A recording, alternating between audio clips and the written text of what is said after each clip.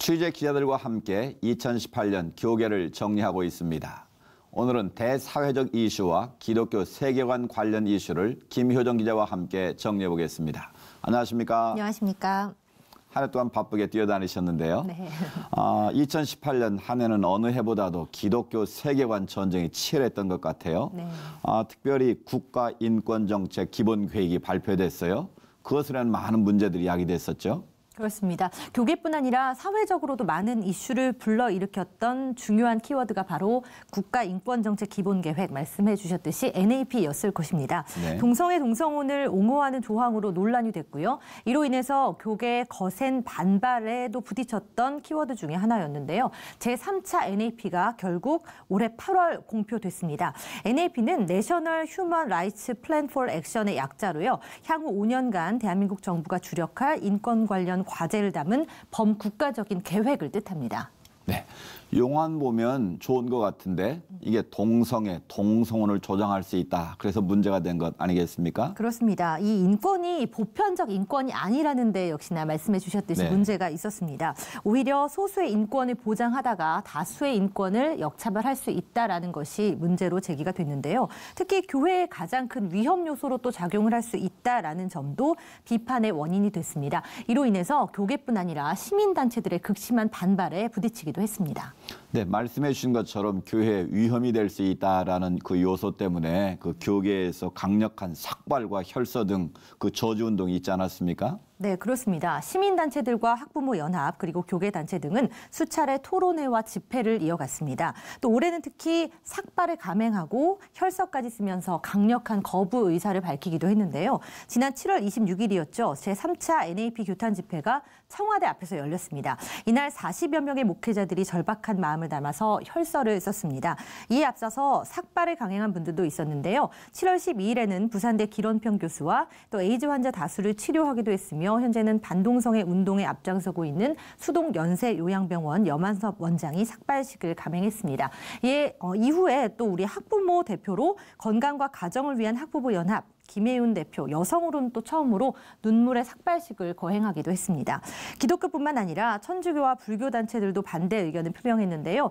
NAP가 국무회의를 통과한 직후 종교를 초월한 500여 명이 뜻을 모아서 국가기만인권정책 비상대책위원회를 출범하고 반대 운동을 펼쳐나가고 있습니다. 네, 지금 말씀하신 것처럼 그 어느 해보다도 반대가 극심했던 것 같은데요. 주요 교단 총회에서도 강력한 투쟁 의지가 비춰졌죠. 그렇습니다. 한국교회 주요 교단들도 9월 총회에서 일제히 독소 조항이 포함된 NAP 반대 입장을 밝히고요. 지금까지도 전국 교회를 중심으로 서명 운동을 이어가고 있습니다.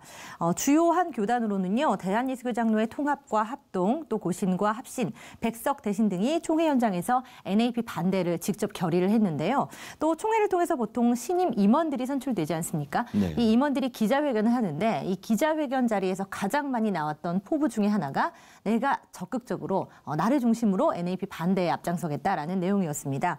성경 원리에 어긋나는 NAP 반대에 앞장서면서 교회뿐 아니라 사회까지도 바로 세우는 일에 앞장서겠다. 많은 임원들이 이렇게 포부를 밝히기도 했습니다. 네, 그 포부대로 꼭 이루어지기를 바라고요. 네. 또 한 가지 비슷한 맥락으로 볼 수 있는 인권조례, 각 지방자치단체별로 발표가 돼서 논란이 있었죠. 네, 그렇습니다. 조례는 각 지방별로 각 의회에서 제정되는 자치 법규를 말합니다. 그중 인권조례는 동성애, 동성혼 법제화로 이어질 수 있기 때문에 지역별로 또 극심한 반발에 휩싸이기도 했는데요. 역시나 시민단체들과 교계의 반발이 가장 컸습니다. 대표적인 것이 바로 충남인데요. 충남 인권조례는 2012년 만들어졌는데요. 지난 5월이었죠. 10대 의회에서 인권조례가 동성애를 옹호 조장할 수 있다는 비판이 커지면서 네. 전국 최초로 폐지되는 일이 발생했습니다. 그러나 다시금 11대 의회에 들어서 역전이 됐는데요. 지난 9월 14일 재부활하는 일이 발생하기도 했죠. 이외에도 이 며칠 전이죠. 지난 21일에도 부산시 의회에서도 논란 끝에 인권조례 개정안이 통과됐습니다. 단 네. 반대가 극심했던 성별 정체성에 따른 차별금지 조항은 포함되지 않았다는 점은 그래도 그나마 고무적인 점으로 평가되기도 합니다. 네, 다음 세대를 키우는 교육에 관련이 있다 보니 그 상황에 대한 심각성이 더 부각된 것 같은데요. 학생 인권조례 관련해서도 곳곳에서 충돌이 벌어졌죠. 그렇습니다. 학교 안에서 학생의 인권을 보호하자라는 명목으로 만들어진 것이 학생 인권조례인데요. 역시나 학생의 권리를 지나치게 강조하고 또 동성애를 정상적인 것으로 가르치는 등 잘못된 성 정체성을 심어줄 수 있다라는 이유에서 극심한 반대가 끊이지 않았습니다. 현재 시행 중인 곳은 4곳입니다. 서울과 경기도, 광주, 전북 등의 지역인데요. 서울과 같이 현재 학생 인권조례가 시행되고 있는 지역에서는 교육청 앞에서 계속해서 학부모들의 반대가 이어지기도 했습니다. 올해 가장 또 논란의 중심에 선 곳은 바로 경남인데요. 네. 앞서 제가 말씀드렸던 4곳에 이어서 또 학생 인권조례가 제정될 움직임을 보이고 있기 때문입니다. 경남 기독교 총연합회와 경남 성시와 운동본부 등 지역 80여 개 시민단체와 공동으로 나쁜 학생 인권조례 제정 반대 경남 도민연합이 창립됐습니다. 또 2,500여 교회가 소속된 경남 기독교 총연합회는 동성애 동성혼을 정상이라고 가르치고 또 교회에 위배가 되는 이단과 사이비를 제대로 비판할 수 없게끔 입을 막는 이 조례 제정을 즉각 중단하라는 성명서를 발표하기도 했습니다. 네. 지난 또 25일에는요. 경남 창원의 한 공원에서 2만여 명의 성도들과 경남 도민들이 학생 인권조례 폐지를 촉구하는 대규모 집회를 벌이기도 했습니다. NAP와 학생 인권조례에 아울러서 양심적 병역 거부 문제가 사회에 큰 논란이 됐었는데요. 사회면을 계속 장식했죠. 그렇습니다. 가장 큰 이슈 중에 하나였는데요. 그간 종교적 신념 등을 이유로 입영이나 집총을 거부하는 일명 양심적 병역 거부, 사회적으로 용인이 되지 않아 왔습니다. 하지만 이것이 65년 만에 뒤집히는 판결이 있었죠. 네. 지난 6월입니다. 헌법재판소의 불합치 결정 이후 11월 대법원도 이 같은 판례를 새로 만들어내는 일이 발생했습니다. 판결 이후에 하급심 무죄 선고가 늘고요. 기존 수감자들이 줄줄이 가석방되고 있는 상태가 지금 현재 진행이 되고 있습니다. 네, 그런 판결이 계속 이어지면서 사회적 저항도 굉장히 심했던 것 같은데요. 그렇습니다. 반대 여론이 지금까지도 들끓고 있는 상황인데요. 특히 병역 거부자 대다수가 한국교회 대다수 교단이 이단으로 규정한 여호와의 증인 신도인 만큼 특정 종교 집단에 너무 혜택을 주는 것이 아니냐, 또 병역 기피의 수단으로 악용될 우려가 있다라는 비판이 계속해서 이어지고 있습니다.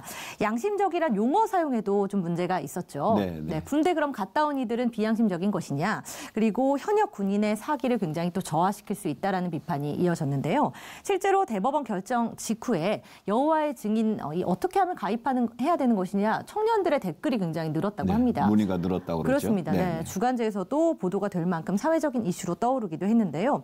이처럼 여호와의 증인은 병역 거부 외에도 또 수혈을 거부하고 정상적인 국가관을 거부하는 등의 교리를 가지고 있습니다. 이로 인해서 교계에서도 이에 대한 대책을 좀 적극적으로 마련해야 되는 것이 아니냐라는 이야기도 함께 나오고 있는 상황이죠. 교계는 이에 대해서 원칙적인 좀 반대 입장을 이어가는 동시에 최대한 합리적인 대체 복무제에 대해서 적극적으로 의견을 표명해 오기도 했습니다. 네. 강력한 대체 복무제 필요하다라고 계속 주장을 좀 한 건데요.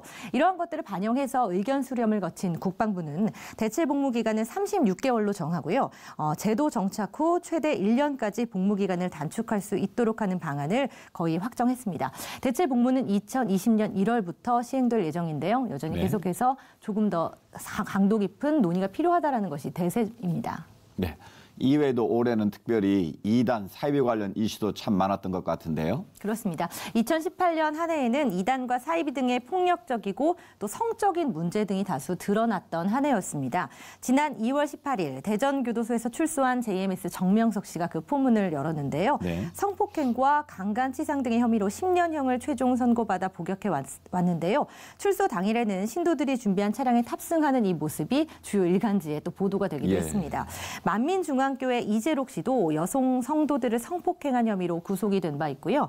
또 예장통합과 합신교단으로부터 이단으로 규정된 은혜로교회 신옥주 씨도 신도들을 집단 폭행 또 감금한 혐의로 인천국제공항 입국장에서 경찰에게 긴급 체포되기도 했습니다. 네. 이단들의 폐해가 수면 위로 드러난 조금은 긍정적인 한 해였다라는 평가도 있지만요. 대신에 상당수 일반 언론들이 정통교회와 이단을 이제 구분하지 못하면서 교회까지 함께 욕을 먹는 그런 좀 불똥이 튀기도 했습니다. 이로 인해서 일부 교계단체에서는 언론 매체를 향해서 무조건 이 교회를 매도하기에 앞서서 정통교회인지 또 이단인지 좀 구분해서 보도를 해달라라고 요청을 하기도 했습니다. 네. 한 일간지에서 기독교계를 가짜 뉴스의 진원지로 지목하면서 이게 문제가 됐던 것 같은데요. 네, 어떻습니까? 그렇습니다. 맞습니다. 허위 사실이 담긴 가짜 뉴스가 또 논란이었죠. 이에 대한 규제를 어디까지 해야 될 것인가라는 것도 사회적인 이슈로 떠올랐는데요. 특히 한 기독교 단체가 가짜 뉴스의 진원지로 지목이 되면서 교계에서도 이를 둘러싸고 찬반 논란이 굉장히 뜨거웠습니다. 정부까지 나섰습니다. 10월 초 여당은 가짜 뉴스 대책단을 만들고 이낙연 국무총리는 이 가짜 뉴스를 민주주의 교란범 등에 비유하며 강력 대응을 촉구하기도 했습니다. 네. 하지만 표현의 자유를 옥죄 수 있다라는 비판이 굉장히 거셌는데요. 원래 계획에서 정부가 한 발 물러서는 모습을 네. 현재까지 좀 보이고 있는 상황입니다. 네, 마지막으로 종교인 과세 논란 계속되고 있는데요. 올해부터 처음 시행되지 않았습니까? 정리해 주시죠. 네, 그렇습니다. 올해 논란 끝에 올해 1월 1일부터 종교인 소득에 대한 과세 제도가 시행됐습니다. 시행 바로 직전인 이 과세 내용을 바로 직전에도 확정하는 등 초기에도 좀 논란이 있기는 했는데요. 또 종교계의 정치적 여론을 옥죄기 위해서 이 정치적 수단으로 악용될 우려가 있다. 역시나 아직까지도 좀 위험성을 내포하고 있는 부분입니다. 그렇습니다. 과세와 관련해서 여전히 어려움을 겪는 목회자들도 많이 계시는 듯합니다. 한국교회 종교인 과세 공동 TF는 맞춤형 매뉴얼과 영상을 또 제공하고 있고요. 네. 한국교회 법학회 역시나 홈페이지를 통해서 알기 쉬운 종교인 과세 가이드를 제공하고 납세에 도움을 주고 있습니다. 직접 세무서에 도움을 좀 청할 수도 있는데요. 아무쪼록 목회자와 교회들이 세금 문제로 좀 어려움이 없도록 잘 대비하셔야 될 것 같습니다. 네, 올 한 해 동안 김효정 기자 수고하셨습니다. 네, 감사합니다.